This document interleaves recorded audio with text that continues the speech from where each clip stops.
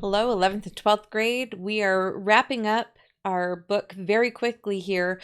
I'm going to actually extend the time of our lectures back to the usual 45-minute time frame that we have in the classroom, simply because we need to get through the book as quickly as possible. We are only doing this class and your literature class. You have a few, I think it's 13 chapters to read for lit. And then when literature class is complete on Tuesday, we're going to be doing double history until we're all done with the book. We are just going to get it done. So we are on number 42 today. That's the note we're starting on. Whoops. I don't know what happened there. Okay. There we go. So we're starting on note 42, and we're talking about the surge in the economy prior to World War II.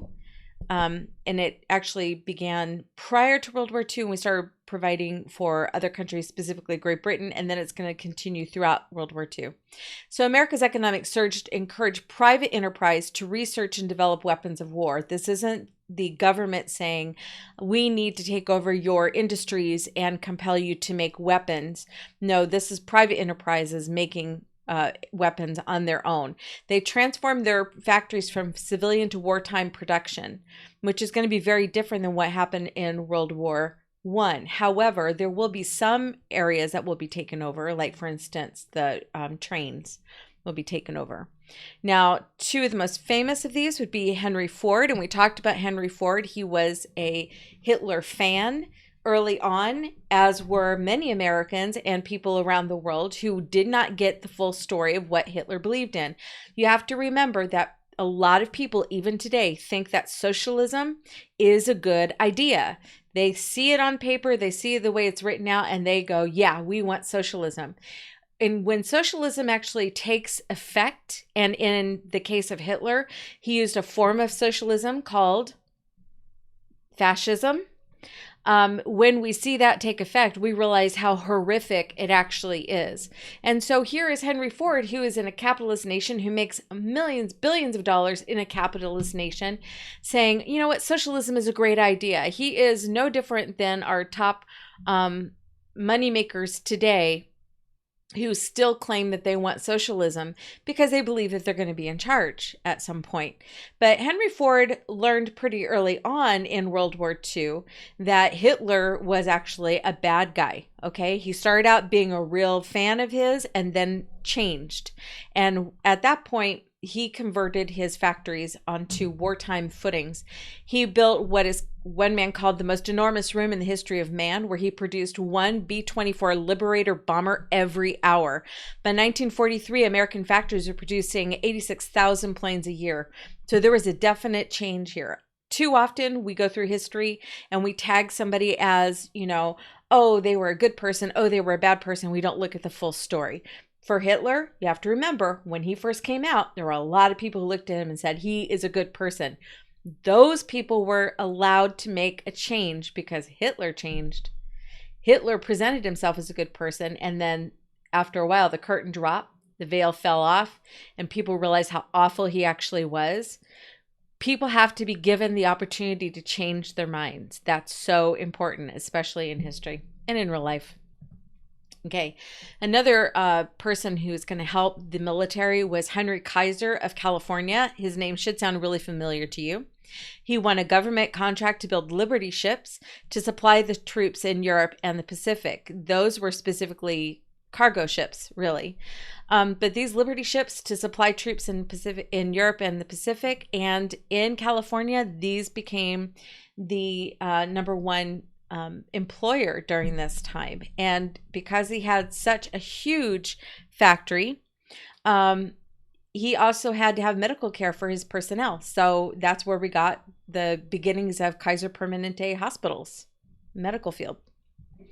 Okay, Rosie the Riveter is a generic term used to describe several million women who worked in plants that manufactured goods during the war. The woman who was actually the model for this and was an actual riveter, she was called Rosie the Riveter, just passed away this year. But this whole idea was like, you know what? We're going to roll up our sleeves and we're going to do the job because our men are off fighting in the war. Somebody has to take over the factories and run them and do the work in the factories. So the women left home and they worked in the factories, manufactured goods. In order to free more men for combat duty, Congress authorized women to join the armed forces. This is the first time that women receive full military status. They're actually given a rank and a pay according to that rank. So this is really the first time. Women have worked in the military previous to this, but not as a full-time military status.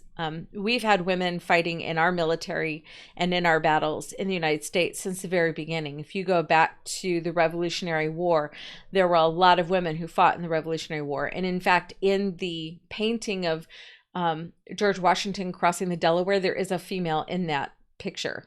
Okay, there's a lot of people because that's a conglomeration picture. It's not an actual event. It's a picture that shows Washington surrounded by all the different kinds of people who fought together with him during the Revolutionary War. So during the Revolutionary War, during the Civil War, women fought and were nurses and campaign directors during that time. In fact, Clara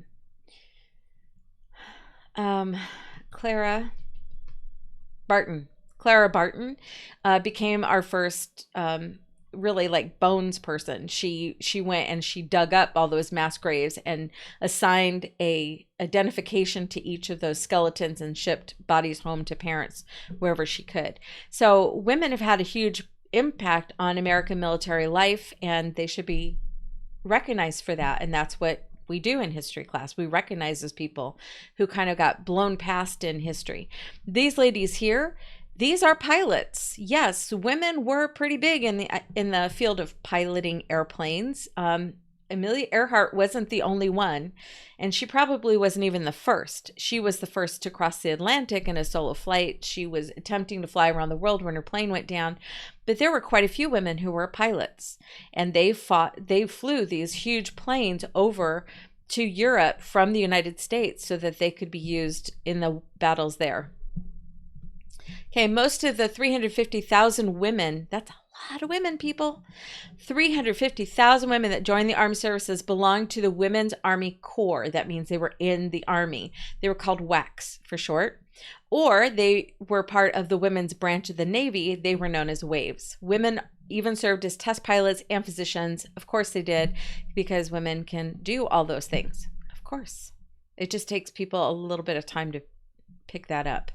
You know, that, hey, women are actually available and able to do things. Shocking. World War II altered the daily lives of the American people in many ways. A lot of people remembered some of the things they learned during World War I, like, for instance, food rationing for the family, knowing that the supply lines will start drying up.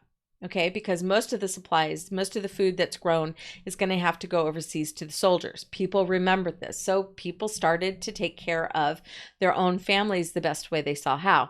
So a lot of people started planting victory gardens. Even people in the cities, if they had any kind of balcony at all under their window, they could plant a tomato plant or a cucumber vine or something. They planted victory gardens just to help with their daily intake of vitamins and minerals, the importance of having fresh food, and the fact that that supply line might get cut in the United States, or the fresh food be sent basically over to Europe instead.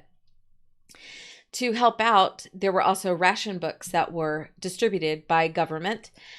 The ration books allowed you to purchase your goods, but you couldn't waste anything. So you had to save up a certain amount of rations, and then you could go and get what you needed. So for instance, if you needed new tires on your car, you were rationed so much in rubber that you could use, because again, most of the rubber was actually being sent overseas for Jeep tires and airplane tires.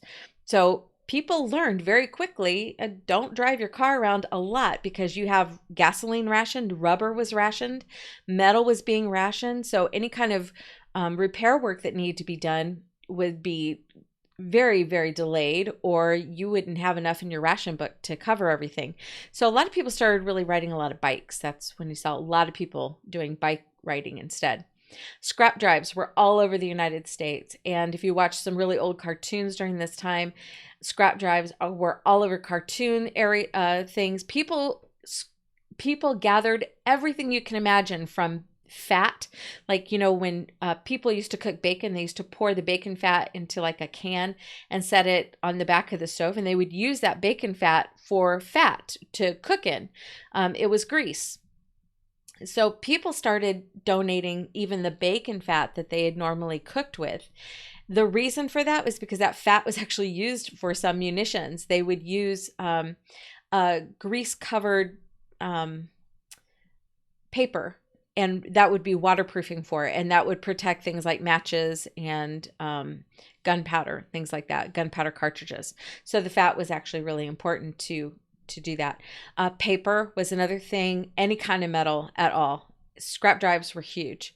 Then war bonds, where people could invest into their military by paying out a little bit of money to the United States government in the form of a war bond. They'd get that certificate, and then they would get that money back, plus a little extra as interest when the war was over. And if you want to see a really good example of this, watch Captain America, the First Avenger, because they go through all of this. They go through the scrap drives, they go through the ration books, they go through the what do you call it, the draft board and all of that. So it's excellent for that. Okay, victory gardens. You got to love these. These were grown by over 20 million Americans so that more farmers' crops could be sent to troops overseas. And people were becoming more knowledgeable about things like vitamins and minerals. And so the idea of growing your own produce was really important. You got the majority of vitamins and minerals that you needed right from your own backyard. Now, the only places is really going to hurt people is people who live in cities are not going to have the ability to really plant a lot of things. In that case, they would plant gardens in like vacant lots whenever they found those. And those too were called victory gardens. Okay, the ration books, we're just kind of going into detail. They contained stamps for the purchase of tires, sugar, meat, and other scarce items. As a rule, 3 gallons of gas, 2 pounds of meat were permitted, and I believe that's per week. So people went back to some old ideas of having like meatless Mondays or wheatless Wednesdays. And this is when a major corporation who sold cheese for a living said, this is our chance to really break through. So they started packaging an entire meal in one box. They had powdered cheese that you just had to add a little bit of water or milk and some fat like butter into it, and you put it over a pasta. And that was the beginning of Kraft macaroni and cheese. And Kraft macaroni and cheese advertised for themselves as a meatless meal. It's complete. It has everything you need in it. This is your meat replacement for the week, helping out in World War II. That was the real thing. Okay, scrap drives. They gathered such diverse items as kitchen fat, tinfoil, cans, paper, rubber, scrap iron, and other items that were needed for the war effort. And they got lots of kids involved with this, so children would actually compete against each other in school to see who could bring in the most stuff for scrap drives. Okay, millions of Americans also bought the war bonds to finance the war. Of course, you see that in Captain America. Many school children also held fundraisers to buy war bonds. The American Hollywood actors would often do shows or concerts where they would be out and meeting people, doing like little performances to raise money specifically for war bonds. That became a thing. Okay, General Dwight D. Eisenhower, he was the American general who was appointed the Allied commander in Europe, which means he is not going to just lead the Americans, he's going to lead all of the Allied troops in Europe at this point. He was chosen because of his talent. He was good at what he did. Now, there are going to be quite a few really great generals during this war, and many of them we're going to be focusing on the ones from the United States, specifically because this is American history. But we had quite a few really talented generals during this war, and that's going to be absolutely vital to the fact that we were able to get out of the war as quickly as we did. Okay, GI was a nickname for the average soldier. It means government issue. In other words, they all look exactly the same, just like the government issued your boots and your pants and your shirt, and here's your soldier. Okay. In World War I, they were called doughboys because the buttons on their uniform looked like little baguettes in France, so they became known as doughboys. But now they're known as GIs. Panzers. These were German tanks that had conquered most of North Africa and were on the verge of seizing Egypt and the Suez Canal when they ran out of gas in the deserts of Libya. Now, the man who was running all of this was Erwin Rommel, also known as the Desert Fox, and he realized that this was an issue, that they needed to stay on the coast of Africa, North Africa, in order to get to those oil refineries. But the United States and the British, especially the British General Montgomery, they were working to push Rommel out further into the desert, away from the coast, specifically to make them run out of gas. That was the primary purpose of that. Because once these tanks were out in the middle of the Sahara Desert, which is on the north part of Africa, once these tanks ran out of gas, there was nowhere to go. There was no way to go to quick fill up. And these took a lot of gas. Okay, November 1941, some 300,000 American troops landed in Morocco. And Morocco, you can see where there's a little star there where it says Casablanca, and that is the major city in Morocco. They also landed in Algeria, which you can see on the other side. That was actually held by France. That's where it was a French colony, but because France had been taken over by Germany, now Algeria was taken over by Germany as well.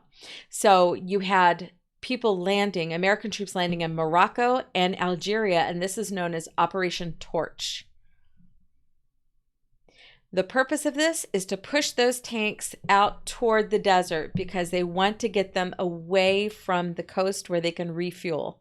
Because on that coast, even if you don't have a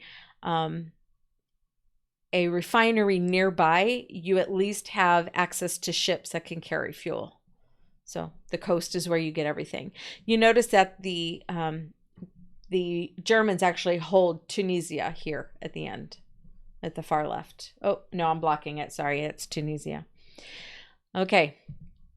Here's Erwin Rommel, also known as the Desert Fox. He was the German general. He got caught in Egypt between the Americans of the west, the British to the east, and he ended up without petroleum or any kind of supplies. So the German forces in North Africa had to surrender in May of 1943. He tried, but he got pushed out in the desert, and then they just let him run out of gas.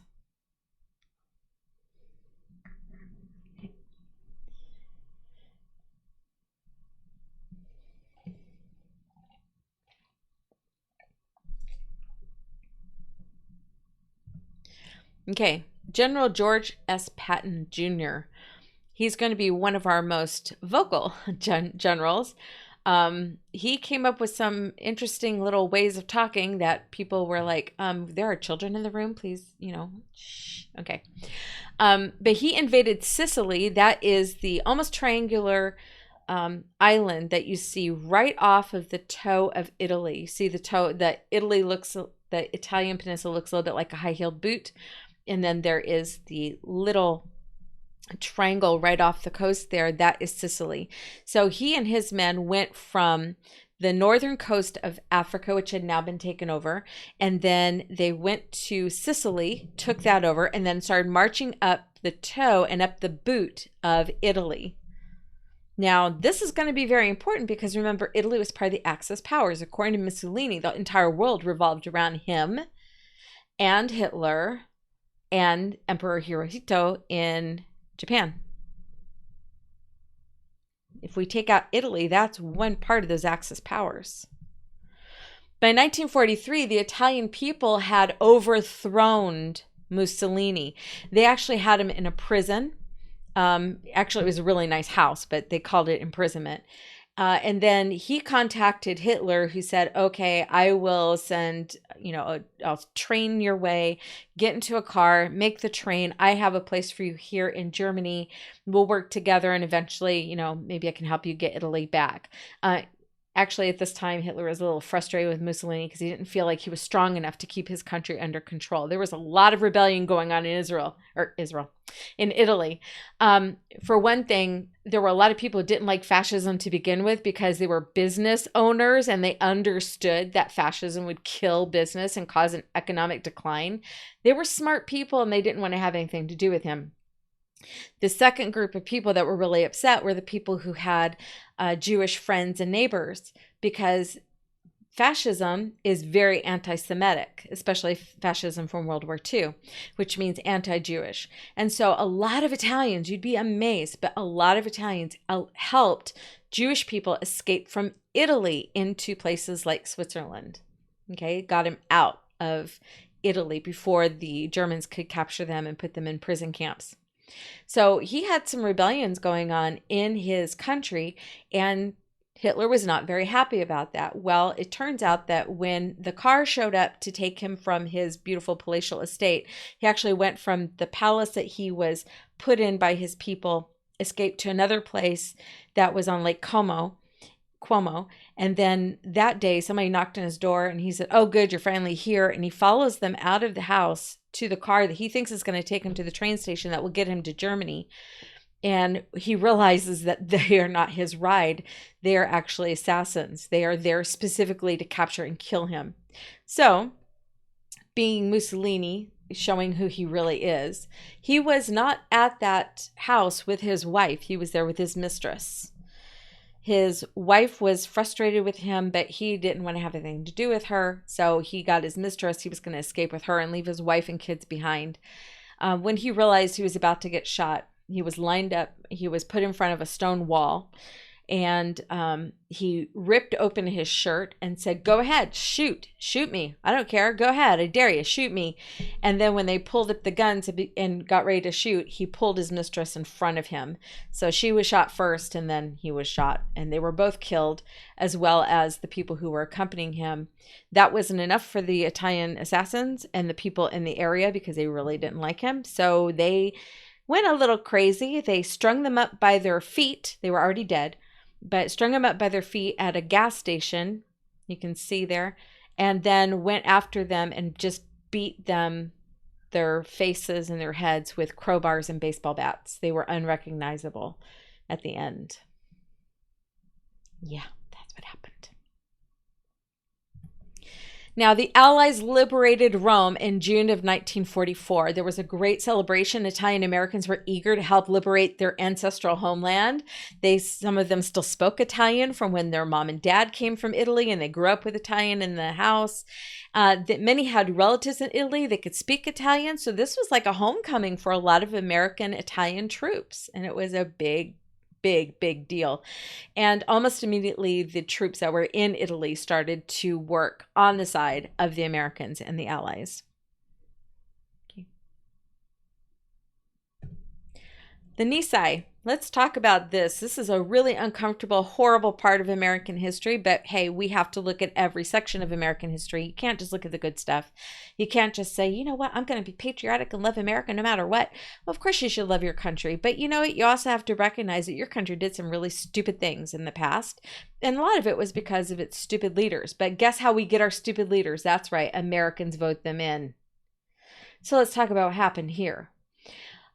The Nisei were second-generation Japanese Americans. That means their parents immigrated to the United States, and then they were born.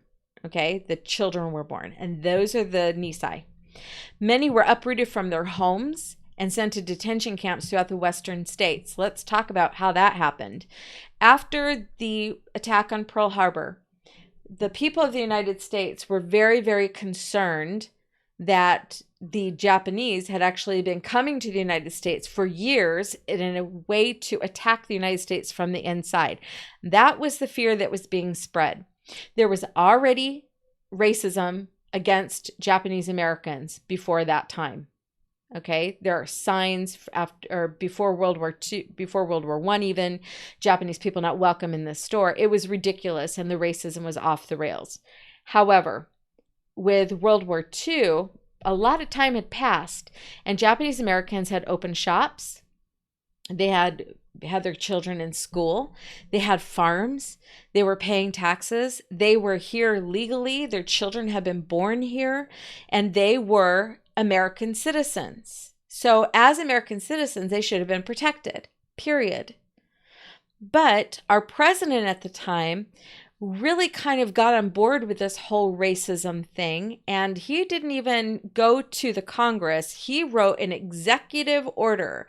An executive order kind of acts like a law, but it's the president saying, this is an emergency situation. I'm going to write out an executive order, and it is treated as law. He did it himself. This is all on FDR. So when people who are really angry at the United States for the Japanese internment camps, and yet on the next minute you hear them praising FDR, I just pull my hair out and I'm like, do you not realize that he's the one who started all that? Come on. He was a racist socialist, and this is right up socialism alley. Okay, you want to talk about how socialism treats people? This is primary. So he built camps in the United States, and it wasn't just Japanese. It was anybody who looked Asian. So there were Chinese in those camps. There were people from all over Asia. There were even camps dedicated to Italians because we were at war with Italy. There were camps dedicated to Germans because we were at war with Germany. People started changing parts of their family history to hide who they were. My father grew up his whole life hearing that he was Welsh. He was from the country of Wales. His family was, anyway. I mean, they came in like really late. But so I grew up thinking I was Welsh, part English, part German. That's kind of what we learned. It wasn't until my father was a full-grown, retired adult, my grandmother was living in their house, and she's the one who finally spilled the beans. We weren't Welsh at all. That was a fiction that the family told each other and told everybody around them that they were Welsh because they didn't want people to know that they were full-blood German because they were afraid of being uprooted from their home and put into a detention camp.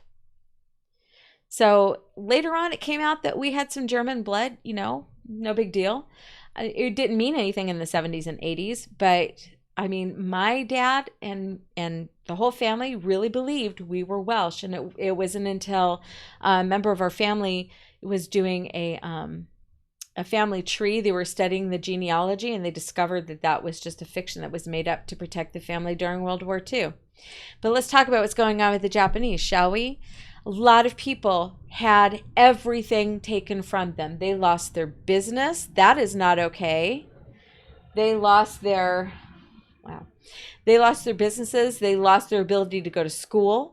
They lost even the stuff that they had in their homes. There is record of Japanese women, Japanese American women, sometimes 2 and 3 generations in, who had worked really hard and saved up to buy really nice china for themselves and breaking every single dish before they were taken off to these detention camps because they didn't want some racists to take them and use their dishes.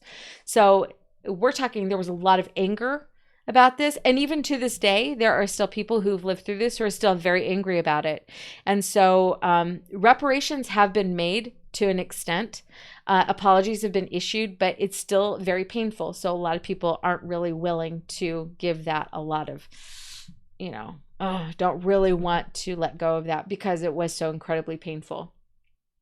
There is an excellent author named Lisa See who wrote a book based on this event. I'm trying to think if it was Amy C or... Yeah, it was C. I'm looking.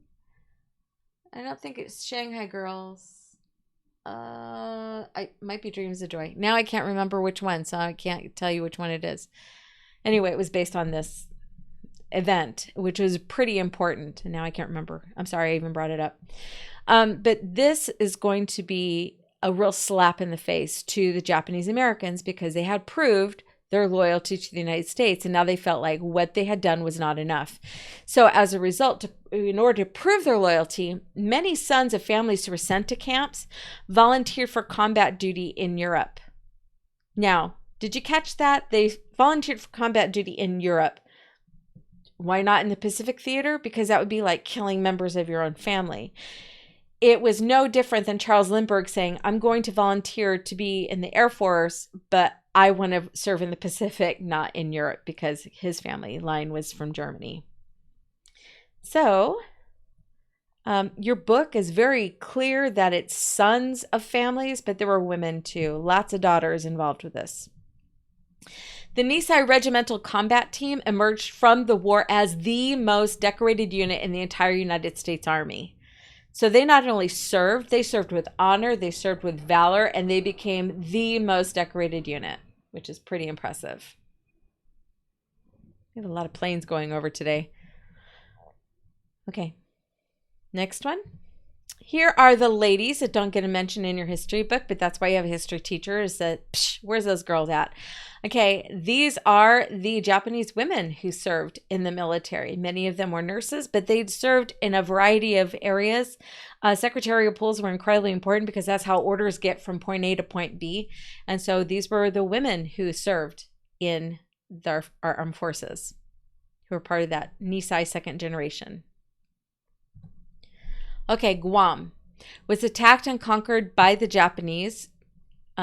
You can see from its location that it's kind of in the middle of a bunch of stuff going on in Asia. You've got China all the way to the west. Japan is just to the north. The Philippines are off to the west a bit. But here, Guam being attacked and conquered by the Japanese, that's going to be an important point for us, because we're going to look at this and say, okay, Japan is getting closer and closer to the freer areas of the Pacific. Japan's plan was to conquer every single island in the Pacific. They call that island hopping. And then later on, the United States is going to reverse that order and take out all the places that Japan had conquered. And they were going to hop from island to island too. And they called that island hopping. And now if you go to Hawaii and you watch the commercials on TV, there are vacation packages that you can take that are called island hopping, where they will just put you on a plane or a helicopter and take you from island to island.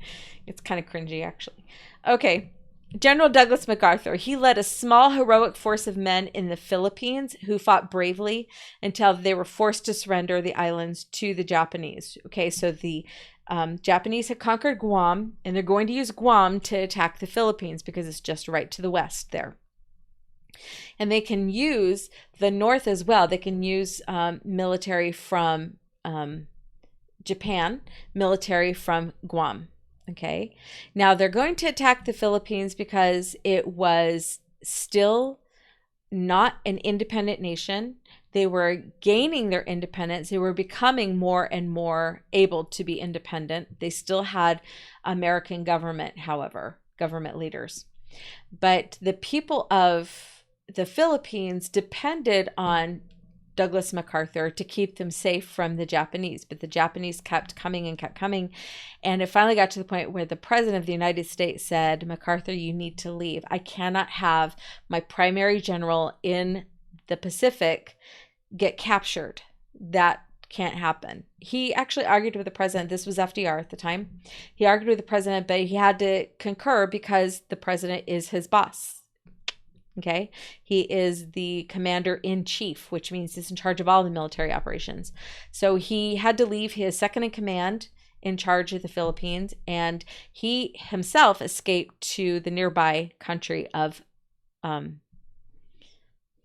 Australia. Wow. I almost said Alaska there, and I'm like, I am not going to blurt that out. Australia. Okay, so he moved to Australia, and when he got there, he did a press conference, and he said, I make this promise to the people of the Philippines, I shall return. That was the plan. Now, President Roosevelt, after he ordered MacArthur to leave the Philippines to avoid capture, he reluctantly left the island. Many of his men were left behind, and they became prisoners behind enemy lines when they could not fight off this onslaught of the Japanese. And he did promise, I shall return. The men who were captured, however, were kept in prison camps that were not anything like the camps that were in the United States, because when we talk about these internment camps in the United States, people talk about them like they were concentration camps or labor camps. They were not. they weren't comfortable and they weren't pleasant, but people weren't being tortured, and people weren't being forced to work until they died, and people weren't being killed and burned up. People weren't being sent to showers and gassed, and they weren't having body parts cut off and eaten by their captors. That didn't happen in the United States, thank God. Okay, but when it came to the men who were left behind in the Philippines, a lot of those things did happen to them, unfortunately. So after American forces left the Philippines on Bataan and the Corregidor Islands, they surrendered to the Japanese, and the American forces that were left behind were forced to walk approximately 80 miles to prison camp. So they went from the Philippines up to the bottom of this peninsula that you see here. It's the Bataan Peninsula. And you can see the red line going inland. That is the route of the Death March. And there was nothing good about this. Nothing. It was a horrific ordeal for everyone involved. Here, it must be really early on in the march. It's called the Death March. I mean, for crying out loud, it's not good. People are pretty early on. They still look fairly healthy, but as time and miles went on, people became really, really ill. There wasn't adequate clean water. And so as a result, people got bloody diarrhea. That's called dysentery. And they weren't allowed to leave the march to go squat in the woods or anything. They just had to go in their pants. And so other people walked through it as it fell out. And then that disease spread throughout the whole march. People who became so sick that they could not go on any further were severely injured and left to die by the side of the road, because the soldiers who were capturing them, the people who were their captors, figured that the animals would come out of the woods and eat them. And that was terrorists. They really wanted the terror there. There were other issues where people were beheaded. People were only given like a ball of rice a day to survive on, and they were supposed to be able to walk this whole time. You couldn't get behind. At first, people were carrying those who were really ill, and then after a while they were forced not to do that because it took too much time.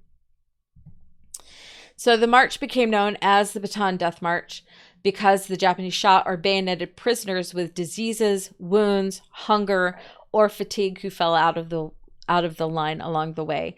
Usually sometimes they killed them, sometimes they just wounded them and allowed for wild animals to come.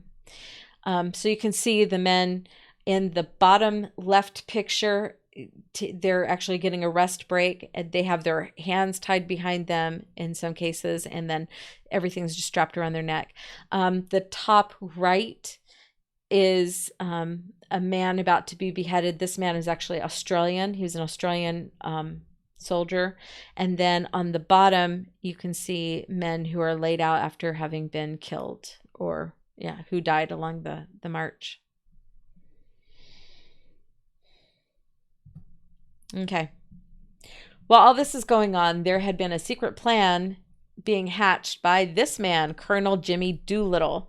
After the attack on Pearl Harbor, they were looking for a way to attack Japan in kind. A very simple sneak attack, really quick.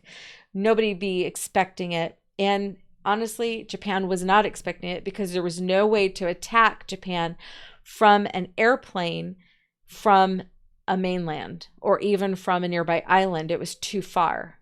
So even if you went from Okinawa, which is not too far away, it's about 300 miles offland, but that was being held by the Japanese at the time. So there's no way they could be attacked there. They couldn't be attacked from the coast of China, because they had that property as well. They had already taken over the Philippines by this time, so they can't do it. There's no attack can be done there. And then when it came to the ships that could come in and carry planes with them, there was a fleet of ships around Japan to prevent any aircraft carriers from bringing planes in and attacking that way. So in order to attack Japan from an aircraft carrier, which is the only way you could do it at this time, you would have to be really far out. And by the time you got to Japan, you'd pretty much run out of fuel. So this was like, okay, are we even going to get to Japan to drop the bombs before we run out of fuel? So Jimmy Doolittle and his men, they worked on stripping down airplanes to their bare metal selves, okay? They had to make sure that there was lots and lots of fuel that could be stored on board so they could refuel mid-flight. They need to make sure they had enough fuel to get to Tokyo, drop the bombs over manufacturing plants. That was their goal.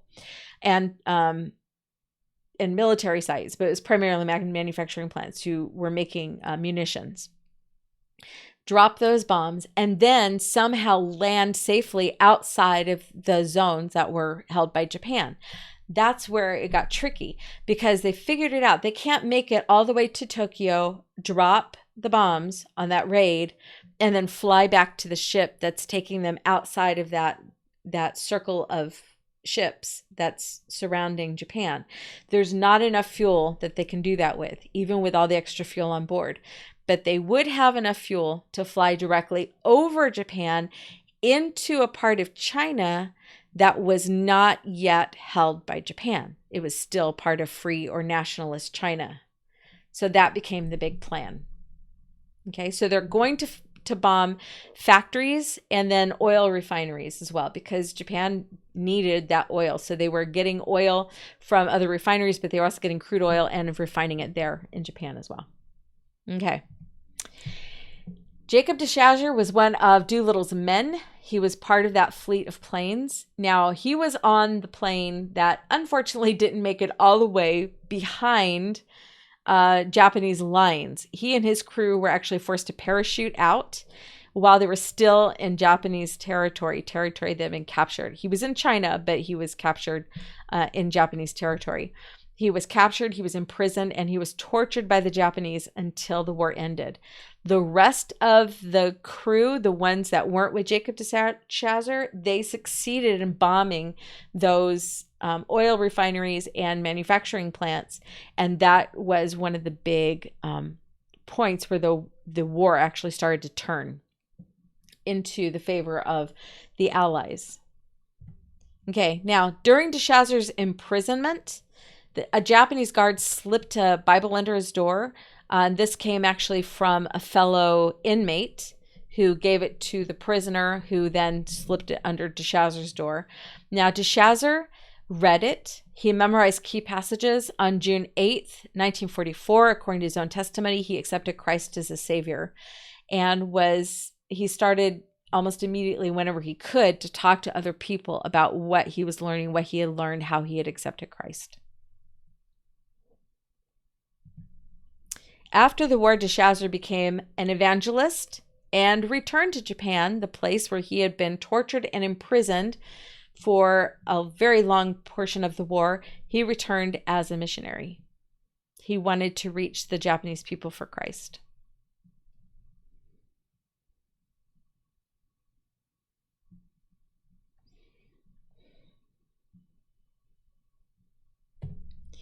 Okay, the Doolittle raid proved to be a turning point in the war because it caused the Japanese military to spread their navy out. They said, oh no, we got attacked. We have to push further away from Japan in order to prevent that kind of attack ever happening again. So they had an ever widening arch across the Pacific, but this is after they have lost a fueling station or refining station.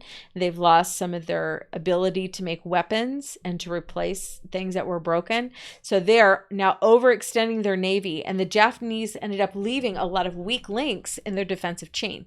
So some troops were also called home because they were afraid that they were about to be invaded. If you have watched Pearl Harbor, the Doolittle raid is part of that movie as well. Remember what I told you? I don't remember if there's language or anything like that because, I mean, I watched it years and years ago. But talk it over with your parents. Go on IMDb. That's a great resource. They have a parental guidance section on there that you can click on and decide for yourself whether this is a movie you'd want to watch as a family. That's how I recommend movies now. Like, you make the decision. I'm not your mama. Okay?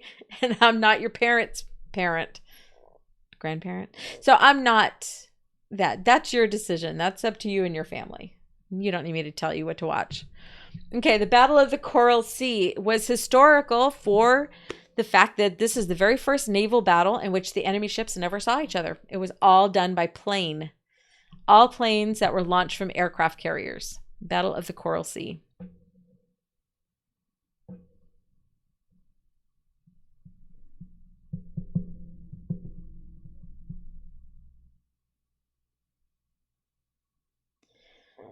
And you can see the little section there that says defeat of U.S. fleet here, right smack dab in the middle. We did not win this one. Okay, and I think we have the next one going. So, Battle of Midway. I do want to talk to this one. The Battle of Midway. The United States won this one. It was a turning point in the battle to control the Pacific. And we found out later that one of the primary reasons the United States won this one is because the guy who was usually in charge of leading the Japanese to battle on planes had gotten really sick with appendicitis. So he had helped them win the Battle of the Coral Sea, but they lost the Battle of Midway. And he, from then on, he was like, oh, you know what? They lost because I wasn't leading them. I don't know if that's hubris or just accuracy. Probably more accuracy, because he did lead them to quite a few victories. He was the same man who led the attack on Pearl Harbor. So we know quite a lot about him. Fushida. Okay, and I believe that's where I'm going to stop. Yes, it is. I'm going to stop right there. We did our full 45 minutes. I hope you don't mind them being a little extra long, but if you do mind, I'm sorry. You can always break this up into your own little pattern here. This is, let's face it, you guys can run your classroom the way you see fit. I ran my classroom the way I saw fit when we were in the classroom. You can watch these videos at your own pace. And you should watch this. Make sure you keep up with your homework. Make sure that everything in that packet is done before you turn it in. You don't have a test review at the end of this one. I just decided that I'm going to average all of your homework grades, and that will be your final test grade. So make sure you get all your homework done correctly. Don't leave blanks. Don't do that. Okay. And then when we're all done with this, you guys can turn it in. You can enjoy your summer. And for some of you, you can enjoy your first year of college or your first year of, I don't know, freedom from school. That'd be great. Okay, I'm going to leave you for now, and I will talk to you again tomorrow. Have a really good night.